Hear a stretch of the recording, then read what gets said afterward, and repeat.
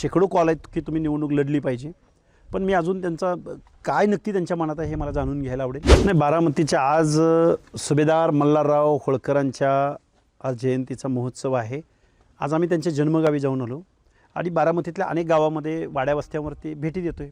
तरुण कार्यकर्ते आहेत, शेकडो कॉल आहेत की तुम्ही निवडणूक लढली पाहिजे, पण मी अजून त्यांचा काय नक्की त्यांच्या मनात आहे हे मला जाणून घ्यायला आवडेल. 1-2 दिवसामध्ये आम्ही त्या बाबतीत आमची जाहीर भूमिका घेऊ. बारामतीत आज सर्वत्र चर्चा होण्यास सुरुवात झालेली आहे की लक्ष्मण हाके पोटनिवडणूक लढवणार, कसं पाहता येईल? मी ओबीसीच्या प्रश्नावर गेल्या अनेक वर्षापासून काम करतो आहे. एक संविधानिक बाजू मांडतो आहे, काही आंदोलनं करतो आहे. बारामती मला नवीन नाही. बारामतीमधल्या प्रत्येक वाड्या वस्त्यावरती, खेड्यामध्ये, गावामध्ये मी ह्याच्या अगोदर कितीतरी वेळा जाऊन आलेलो आहे.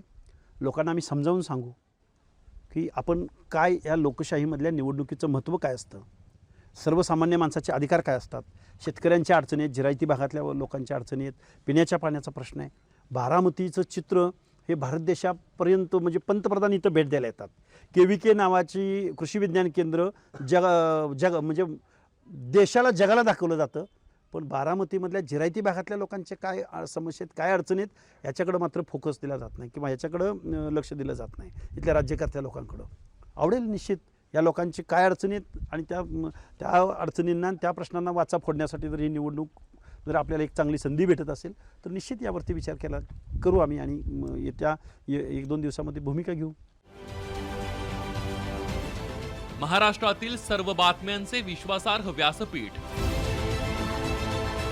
सकाळच्या सर्व सोशल मीडिया प्लॅटफॉर्मला लाईक, फॉलो आणि सबस्क्राईब करा. तसंच सर्व नोटिफिकेशनसाठी बेल आयकॉन प्रेस करायला विसरू नका.